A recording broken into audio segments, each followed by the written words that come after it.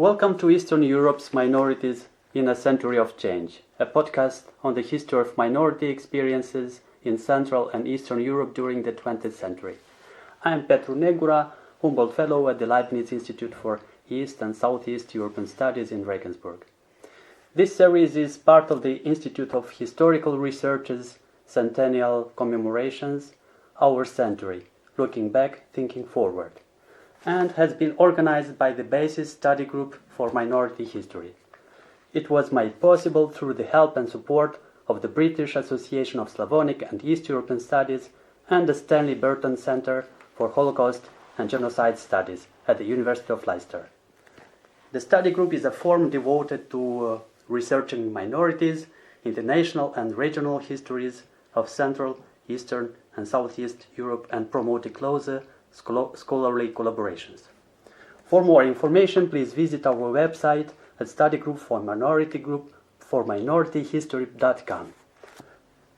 On this episode, Professor Ulf Brunnbauer, Academic Director of the Leibniz Institute for East and Southeast European Studies and Chair of the History of Southeast and Eastern Europe at the University of Regensburg, talks to us about ethno-national minorities, notably Muslim communities, and how their contested status has frequently led to persecution or marginalization.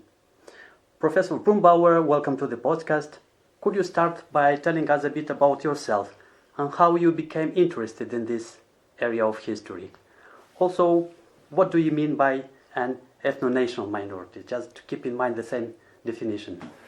First of all, hello Petru, hello all the listeners who might listen to the podcast. I'm really very grateful for the invitation to join this what is already a very illustrious list of guests on your podcast, to talk with you about a theme which I continue to find very interesting but also challenging, which is minorities, and specifically Muslim minorities in Southeastern Europe. Why did I become interested in the Balkans or Southeastern Europe? I use it synonymously for this purpose. You can talk hours about the different definitions in the first place. Well, I started to study history in 1989 at the University of Graz, which is located kind of 50 kilometers away from what then was still the border between Austria and Yugoslavia. And so I studied in a place which was also traditionally, obviously, very well connected with Yugoslavia at Cher mainly, which I took, where I did my M.A. and also my dissertation. At Cher, at the Department for Southeast European History, during a time when Yugoslavia broke apart in a very violent way. And the obvious reason for the war and for Yugoslavia's dissolution was nationalism. So it was in a way an obvious area to get interested in. We had some excellent scholars in Graz studying Southeastern Europe, its history, but also its cultures, its present. There are a lot of people from the region present, refugees coming to Austria, to Graz in the 1990s, before that so-called Gastarbeiters and the offspring. And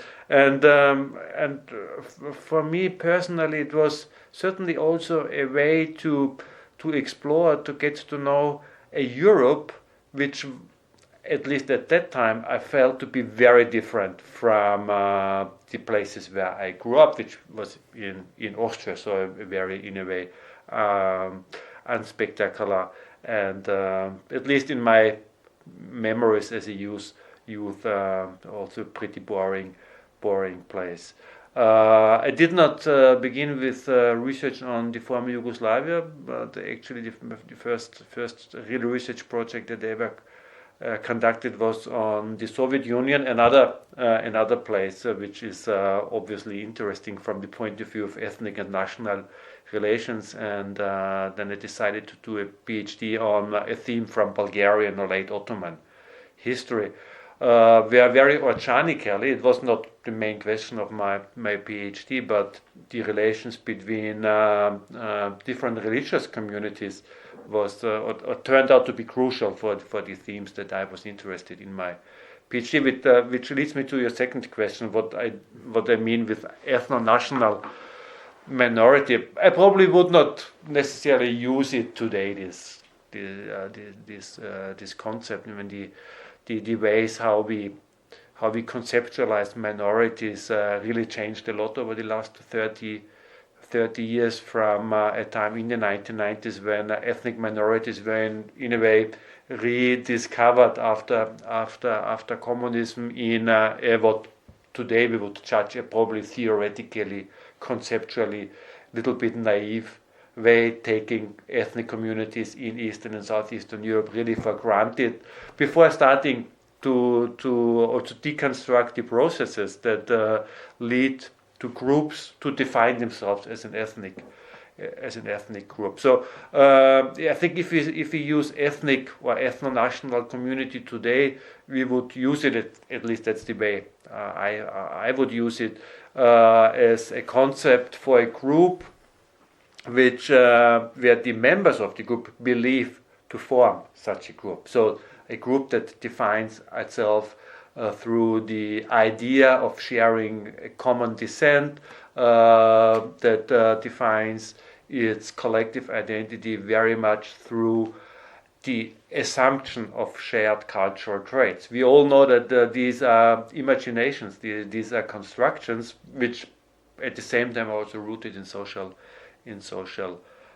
practice. But we do need some kind of language to differentiate this kind of minority from other types of minorities, like sexual minorities, without wanting to say that the one is like a more stable identity than the other. Right.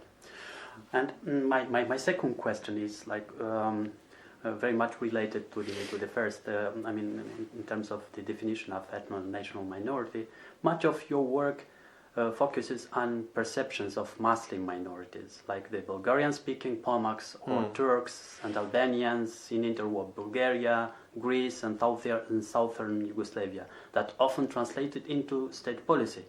Historically, how did these perceptions and policies differ to those in other areas of Eastern Europe, such as, say, Ukrainians in Romania or Germans in Poland before the Second World War?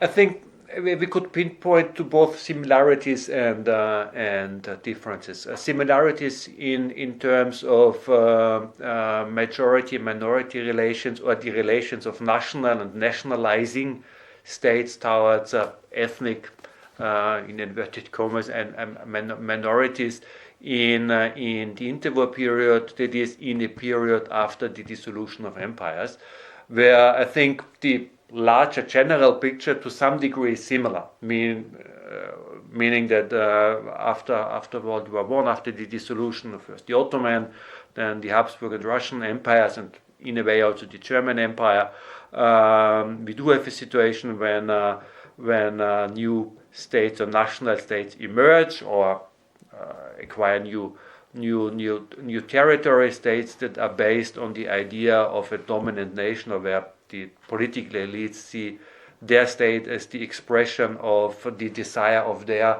ethnically defined nation, when naturally ethnic minorities come to be seen as a problem.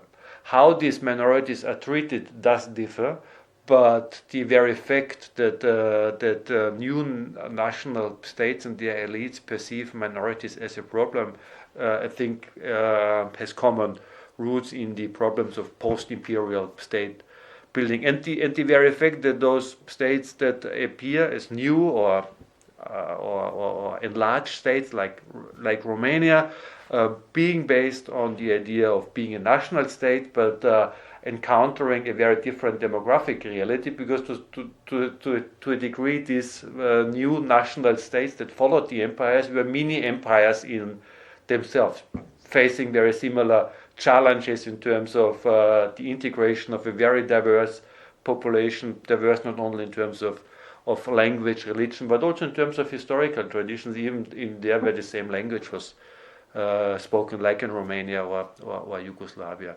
And so I think this is similar. But there are some differences in when it comes to Southeastern Europe, and in particular Muslim minorities. I mean, one other similarity is why Muslim minorities tended to be treated in a not very good way, although there's really different scales of treating them badly, from like just ignoring, neglecting them, to forcibly removing or killing them during war.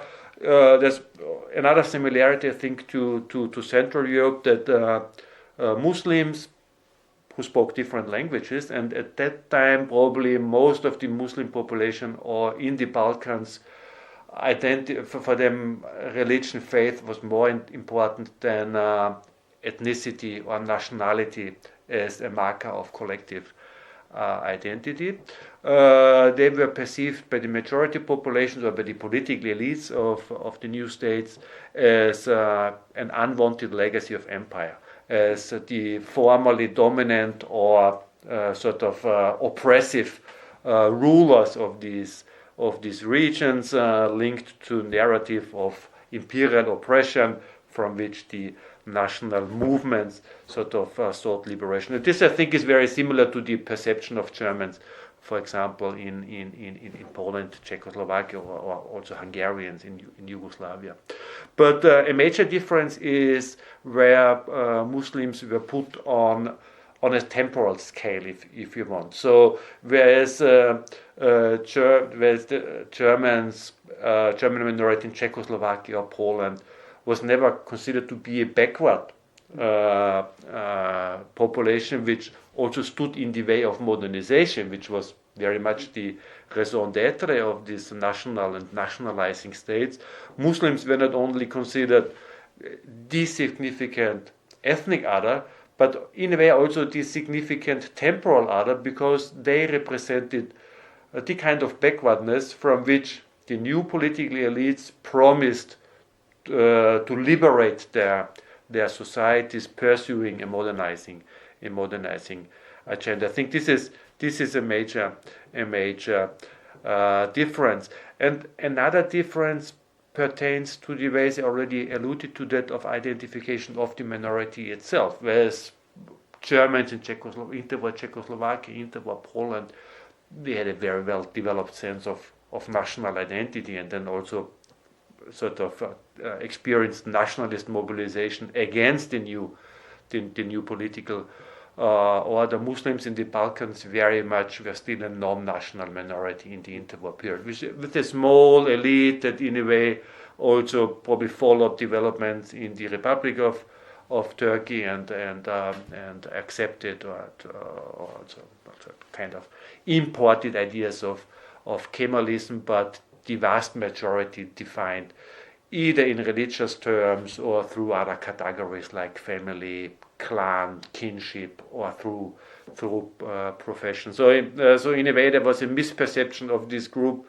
by the majority or by the political elite as a national minority, which might also serve as a fifth column of Turkey or of the former empire, and a self-perception not yet really being nationalized. So I think these are some important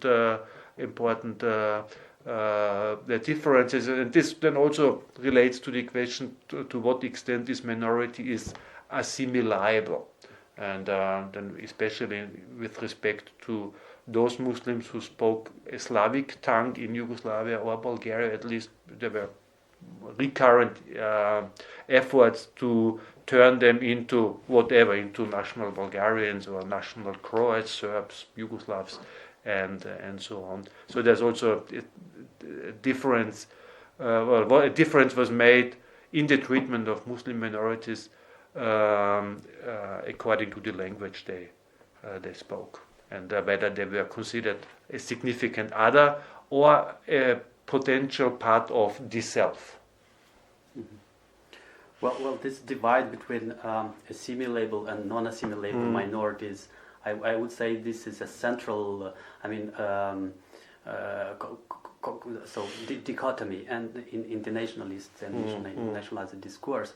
But by the way, in an earlier article published in 2010, you established 3 approaches for perceiving the ethnic identity of Muslims: non-tolerance, acceptance of the other, or viewing Muslims as a historical aspect of the national self, while denying their otherness. In the cases of Bulgaria, Greece and Yugoslavia, what factors determined which of these approaches they choose? How were they implemented, and what might have convinced national governments to shift from one approach to another? That's a very good but also complex question, which pertains to three countries that in many ways were very different and that encountered also very different Muslim minorities. Also in terms of whether Muslim minorities or Muslim groups were considered the most problematic minority or not. I think that's also very important when we want to understand the treatment of a minority in a national state to also investigate what the at least perceived relationship between these minority vis-a-vis other minorities that might exist. Yugoslavia is a really good case in point, where to some degree, and also depending, of course, really on location, but to some degree, the Hungarians were perceived as the much bigger problem than the Muslims, because of the fear that they might be exploited by a revisionist Hungary, whereas Yugoslavia did not have obviously a border with Turkey, so there was no evident fear that Turkey might in a way exploit the presence of a Turkish minority, which was also not so large in Yugoslavia, for its own goals. So that's also an important differentiating factors. And then we also always need to stress the fact that the treatment of Muslims or of specific subgroups really oscillated over time. So there's no clear trajectory, and for each pattern we need to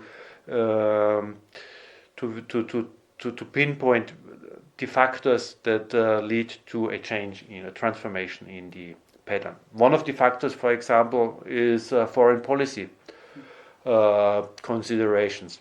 In the 1930s, when Greece and Turkey sought a rapprochement, for example, the treatment of the Muslim minority in Greece noticeably improved, something that we can observe in post-45 period as well. So foreign policy, I think, is an important factor. But probably the most important one with regard to Muslims in these 3 countries, the Kingdom of Yugoslavia, Bulgaria and Greece, is the language they spoke. So that's really an important difference. And then also the international treaties that pertain to the treatment of minorities. Bulgaria and Yugoslavia obviously had to adhere to certain minority protection clauses, some of them stemming even from the Berlin Treaty of 1878, when Serbia became independent and Bulgaria autonomous, others from the League of Nations ruled, in case of Bulgaria, also from the peace treaty after World War I, as a loser of the war. In the case of Greece, it was the treaty between Greece and Turkey in Lausanne in 1923, which first of all said that all, with some exceptions, all Muslims had to leave Greece and all Orthodox people had to leave Turkey. So the language that was used was, or the category that was used to define who had to relocate was religion, was not ethnicity. With the exception of a relatively small Muslim population in Western Thracia in Greece. So that was the population that was to become a Muslim minority in Greece, mainly Turkish speaking, but not exclusively Turkish also some Slavic speakers and Muslim Roma, and also out of these international applications, Greece was also forced to provide some sort of minority protection in this very limited small area adjacent to Turkey. In Yugoslavia, there was a major difference between Slavic-speaking Muslim, which is what we nowadays would call Bosniaks, Bosnian Muslims, but also some other groups, smaller groups in Macedonia. They come under different names. Torbeši is one of the names you often find, or Gorani in Kosovo, which are groups that basically share the same historical background. So Christian, Orthodox, usually Slavic populations that, for different reasons, mainly social, economic reasons, converted to Islam during the long centuries of Ottoman rule, and spoke Slavic, tongue, Serbo-Croatian or Macedonian, how we would call it today, and they were considered assimilable. In Yugoslavia, the question was into what, because they were claimed both by Croats, by Croatian nationalism and by Serb nationalism. But basically, Bosnian Muslims enjoyed recognition. I mean, they enjoyed freedom of belief. They could practice their religion without any problem, but they didn't have any sort of collective minority rights, because they were not perceived as a minority, but they were part of the Yugoslav nation in its three sort of tribes: Slovenians, Croats, and Serbs. When it comes to the Turkish and Albanian minorities in Yugoslavia, they were perceived as a problem by the Serb elite. So they lived mainly in what was called southern Serbia, which is today's Kosovo and Macedonia. And there was a quite consistent effort to marginalize them to such a degree that many of them would choose to voluntarily leave Yugoslavia. There were even ideas of forced expulsion, which were never realized. There were also agreements between Yugoslavia and Turkey for the voluntary resettlement of Turks from Yugoslavia, and implicitly, at least the Yugoslav side, which was dominated by Serbs. The government also thought that Albanians would also leave, because most of them are Muslims, and the Yugoslav government also resettled Slavic speakers in Kosovo and Macedonia in order also to put pressure on the local Muslim population to leave, because they lost land, for example, and they were really discriminated by the local administration, but also to dilute their demographic influence, because this was considered a strategically sensitive region bordering to Albania, then in the south with a large presence, probably local majority of Muslims. In Bulgaria, again, a very different pattern. In the interwar period, the Turkish minority, which was considered mainly through the prism of religion, not so much as a national minority, but rather as a religious one. So also, even when authors in the 1920s in Bulgaria or 30s used the word Turk, they probably rather would speak of Muslims than of Turks in a national sense. And there was only, as I already said, only tiny elite of educated Turks who followed Kemalist, or who introduced Kemalist elites, which the Bulgarian government wanted also to prevent, which was also one reason why the government was rather tolerant or even supportive of the local Muslim clergy, because they rather would keep, to put it in very stark terms, would keep the Turkish minority in an, in inverted comma, ignorant state of being very religious, rather than experiencing their own sort of nationalizing process to transform them into a national minority, which would make ethnic or national claims. Bulgaria was obliged to guarantee the freedom of faith, and also did it. Turkish members in the Bulgarian parliament. There's a Turkish press, not in the sense of modern collective minority rights, but there was no pressure to assimilate, and discrimination in the way that the Turkish population, through their being much more rural, also less educated, was marginalized.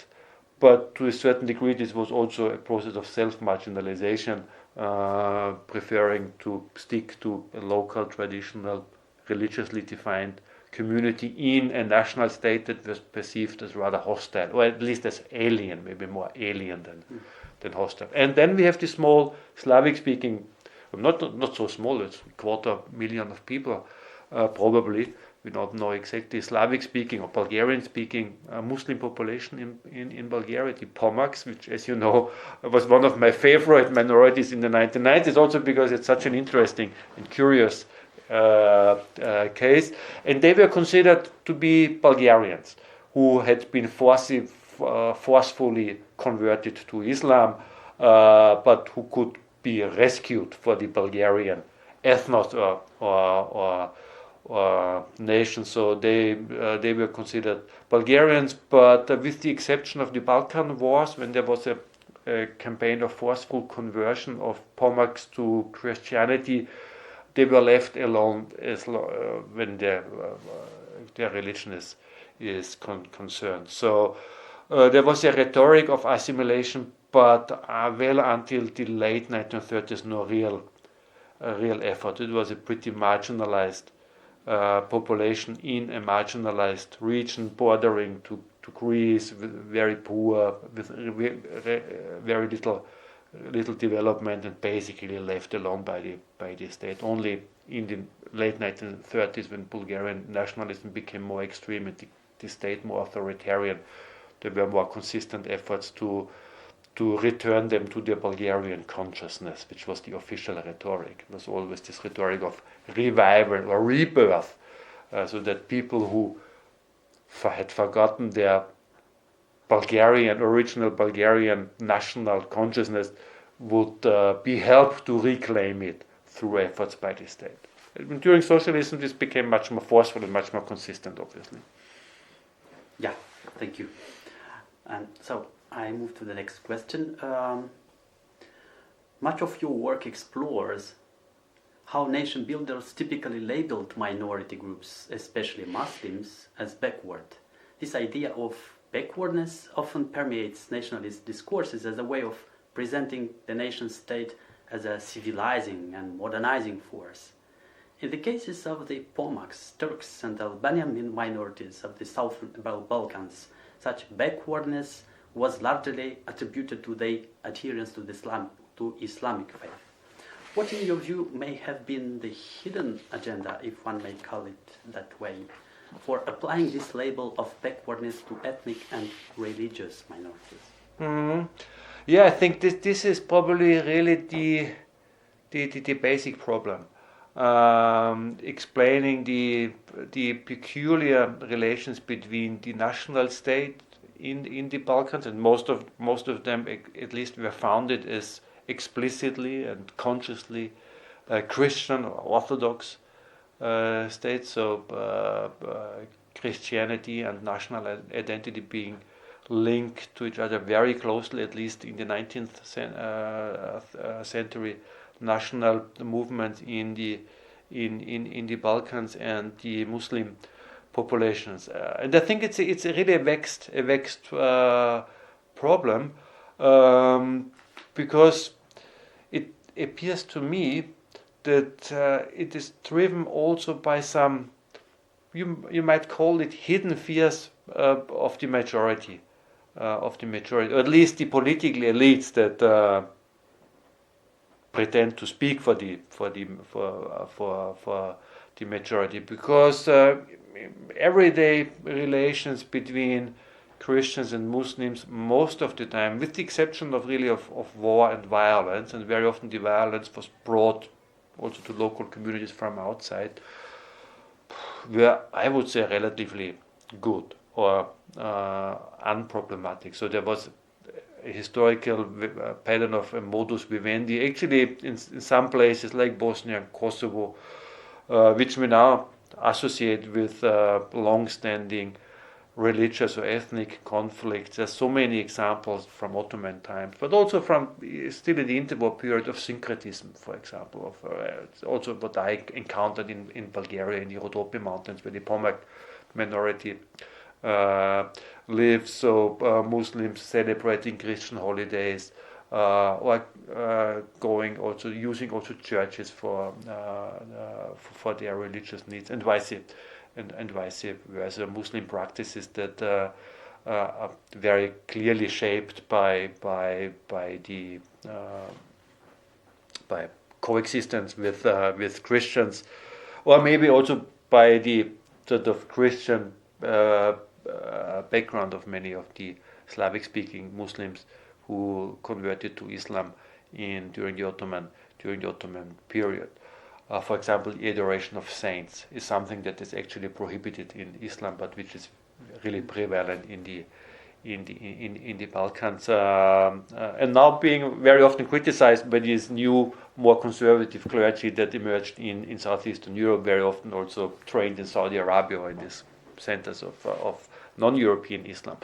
Anyway, so I think Muslims in a way are overdetermined, so the problems that are projected onto this minority very often have more to do with the problems of the political elite than with real problems that the state might have with these people who most of the time did not cause a lot of political problems or struggles. So they represent backwardness, which they represent the Orient within. I think that's a very important aspect of this problem. So they, in many ways, are used as an object into which everything is projected, from which the new national state wants to separate and disassociate itself. But where people know that this is also part of the history, this is also part of their self, and they really cannot cut themselves from this off, which can, as I think we know from psychology, can translate into even more radical efforts to cut that off which cannot be cut off, which ultimately led to instances of forced removal or mass murder of Muslims, and I think this shows that there's really an important psychological component to it. Muslims being the living memory or the living legacy, the living testament of a memory which the new political elites want to forget, which is a long Ottoman presence, which was much more than just an time of imperial suppression, but also a time of coexistence, problematic as it was, and also a time of development in the 19th century. So a much more ambiguous legacy, and I think political elites in a way at least felt it, but they didn't want to articulate it. And so the deliberate destruction of the Ottoman architectural legacy, so this really conscious de-Ottomanization of cities, for example, I think also is rooted in this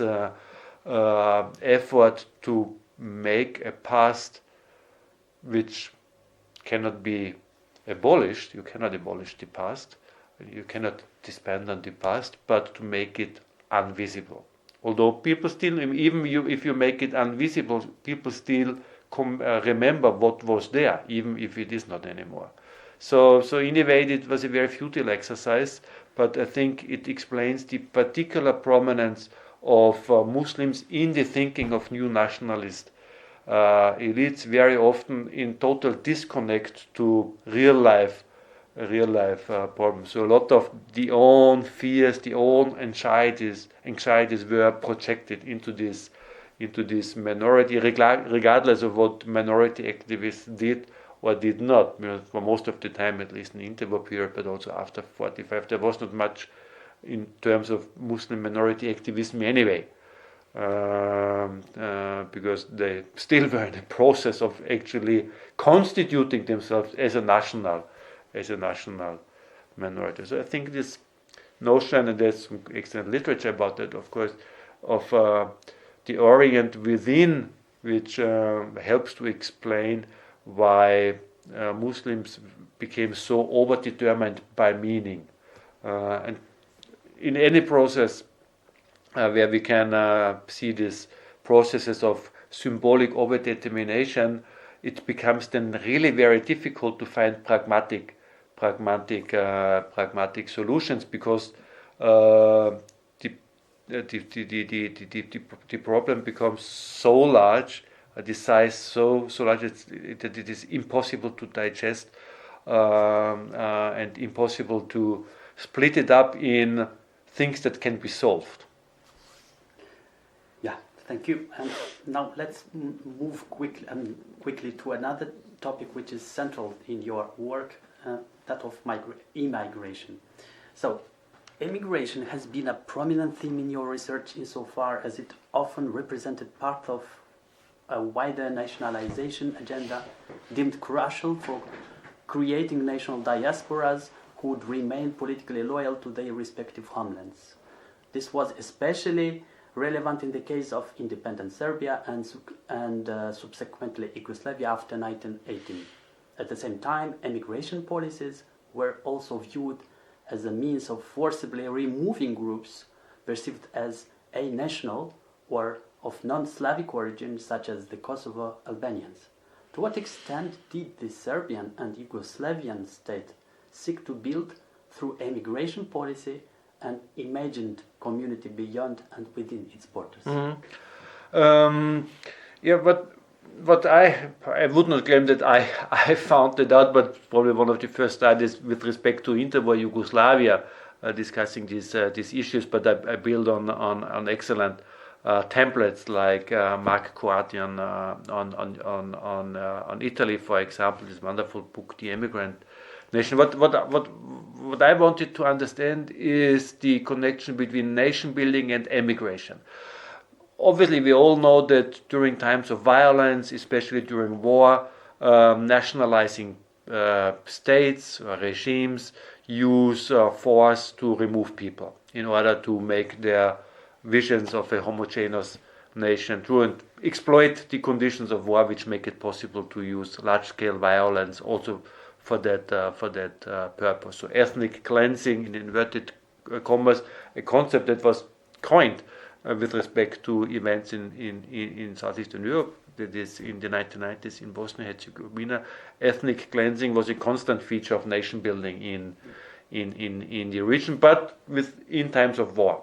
So not in times of peacetime, but also in times of peacetime. So this is what I discussed with regards to Yugoslavia, and it's not the only case, but the particularly interesting one. Also in times of peacetime, governments try to use migration policy, emigration policy that is, and also repatriation policy for nation building projects or purposes. And then, of course, depending on what their idea, their concept of nation was, these policies differ. In the case of Yugoslavia, to put it simply, it was, I think, a policy with two vectors. So interwar Yugoslavia rested on the idea that it was the national state of the Yugoslavs, which is the Slovenians, the Croats, and the Serbs. And so the first official name was also the Kingdom of Serbs, Croats, and Slovenians. And this was thought as being like three names or three tribes of the same nation, of the Yugoslavs. And the Yugoslav government also tried to use or to facilitate its nation building project through migration policy, which meant on the one hand that the government tried, these were unwritten policies, I mean you find it in the internal communication but it is not put into law, tried to find ways to prevent the emigration of members of the so-called national community, that is of Slavs, of South Slavs, of Serbs, Croats, and Slovenians. And this was important because parts of what became Yugoslavia in 1918 were shaped by massive emigration before World War I. So large parts of Croatia, Slovenia, Macedonia, Montenegro. So huge emigration to the United States, and the government feared that this would continue after 1918, and they wanted to prevent this. They wanted to prevent members of their nation to leave, which was semi-successful.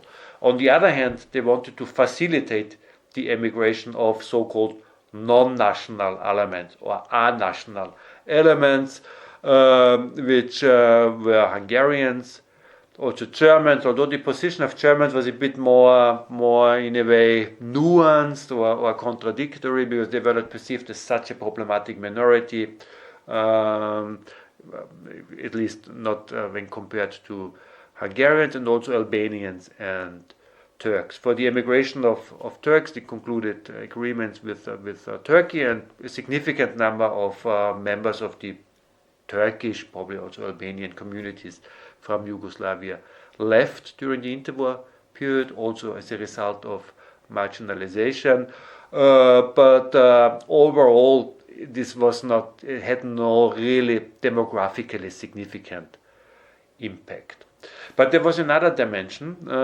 Yugoslavia also, in a way, projected its nation-building effort abroad towards those people of Yugoslav extraction that had emigrated and now lived, most of them in North America, but all around the world. So there was this idea of Yugoslavs abroad, and experts spoke of like 1 million of our people, in inverted commas, living abroad, which was like 15% of the total population, and they also should be turned into Yugoslavs, because these people had left when there was no Yugoslavia.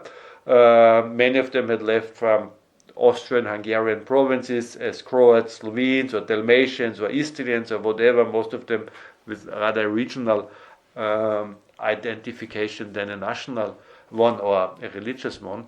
And so Yugoslavia tried, especially in Northern America, through emigration, missionaries, through a relatively dense network of consular offices, to turn these people into Yugoslavs that would be a loyal diaspora of the new kingdom of Yugoslavia, and also in a way mobilize or influence public opinion in America and turn it friendly, accommodating towards Yugoslavia.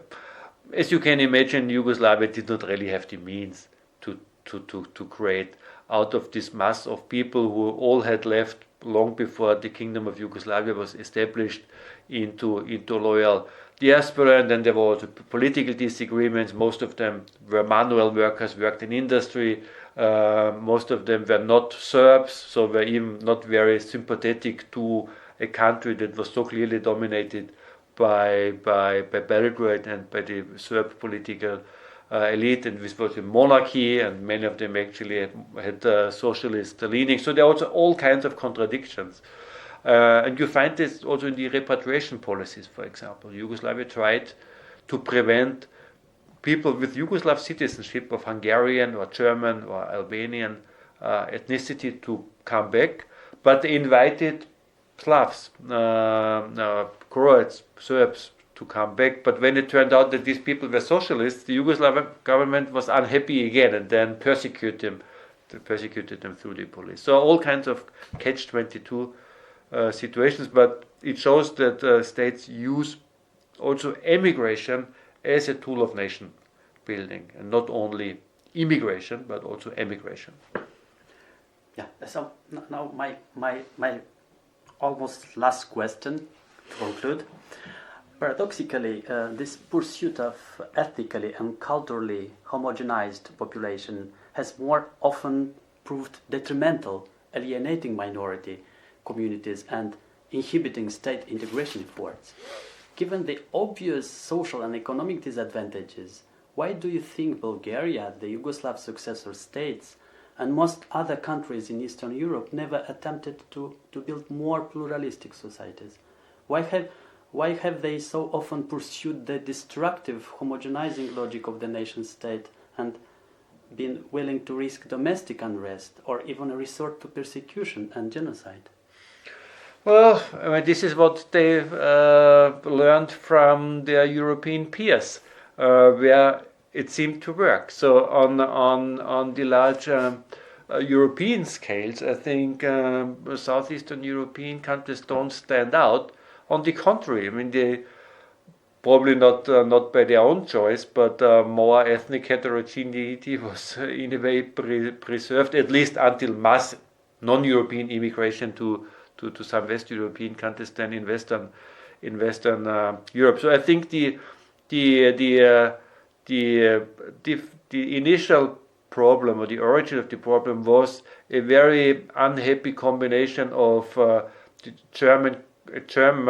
Germanic concept of the nation, defining it in ethnic terms, in terms of common descent, in terms of culture, in terms of language, combined with the French state idea. So having a very centralizing or strong central state in countries that were very diverse, not only ethnically but also socially and historically very diverse. So the combination, the different combination would have worked better. Taking the civic, I mean, we know it's a myth, but still, at least it's a useful myth. This civic notion of nationhood, which we tend to ascribe to France, and the more federal way to organize the polity from Germany. That would have been the better match, but they took the other one, which was the dominant European idea, and many of the European peers that were so crucial for the establishment of Balkan states were actually also quite were subscribing to this kind of policies, especially when it came to Muslims. And I do think that especially in the interwar period, the degree of coexistence, some of it as an obligation from the peace treaties or other international treaties, but the degree of coexistence also of minority rights really stands out. I mean, the number of minority language schools in these countries compared to France or Spain, for example, is really quite amazing. And even today, countries like Serbia or Croatia have much more extensive collective minority rights than most other places in Europe. So I think compared to other places in Europe, probably the narrative is not so bleak, and the most egregious cases of especially genocide, if you think of the World War II, were certainly not primarily the responsibility of Southeast European societies. I think it's a European story of failure to accept multiculturality, multi-ethnicity, and of a European story of learning through very, very bad lessons to finally accept the fact that European societies are ethnically, culturally, religiously, sexually, and whatever diverse, and that the way how we organize our polities should also reflect that. But if you are situated on the poorer end of Europe, if you are also situated in a strategically really very sensitive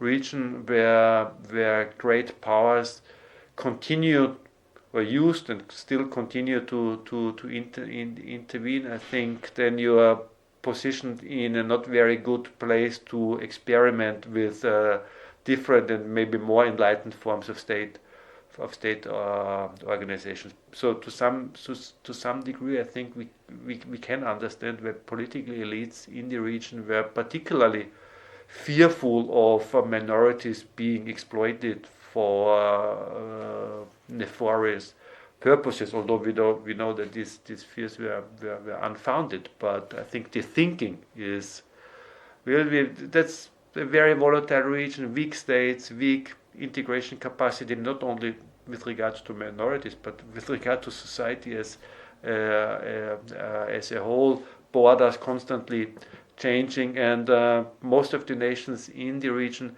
have a relatively credible story of their own suffering, which I think also tends to make people not so forthcoming to others, at least not immediately. So I think we can learn a lot. I also think that we should not denigrate the record of Southeast European societies also finding ways to coexist. To some degree, we actually can even learn something, and it's the only place in Europe where for centuries Christians and Muslims have found pretty okay ways to coexist, and where, as I said, today some countries have minority protection systems that are pretty unique in Europe, and where other European countries, like France, for example, could actually learn something.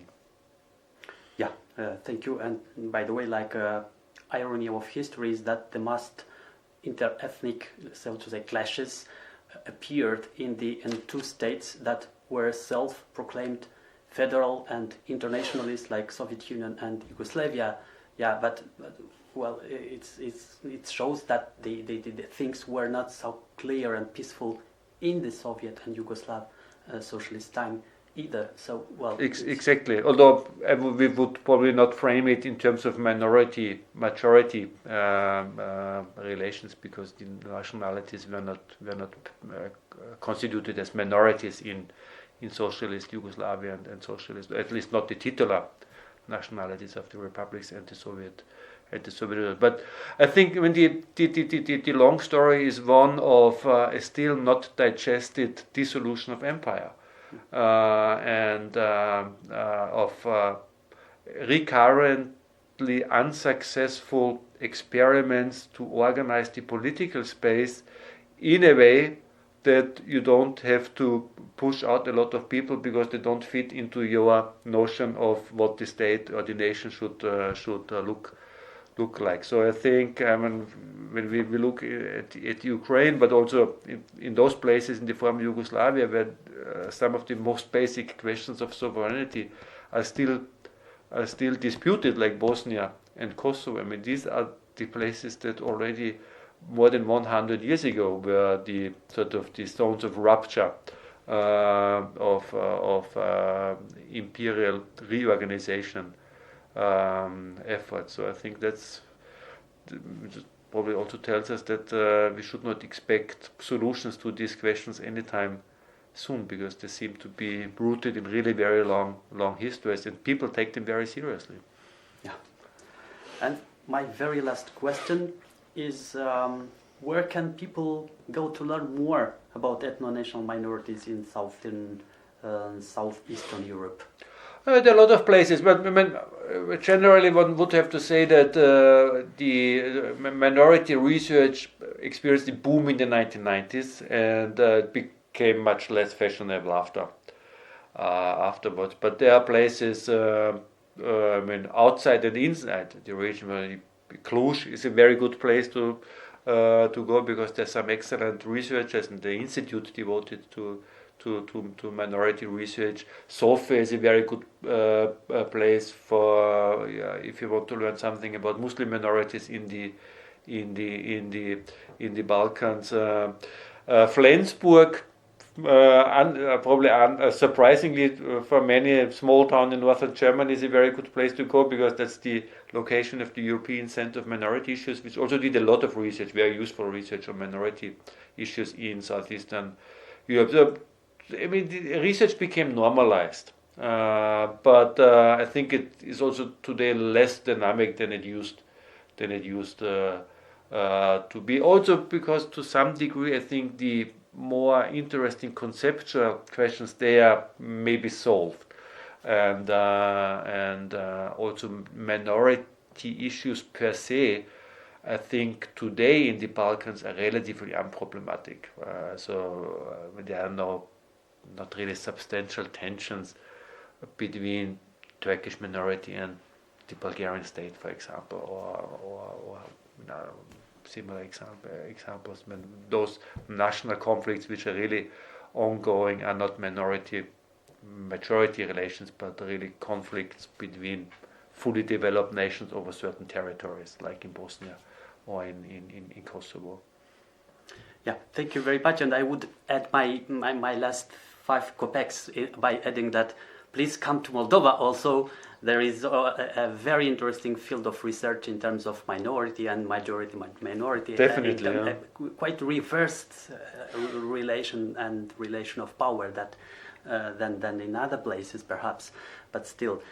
So thank you again, and let's study all these works, very interesting works about minorities in Southeastern Europe.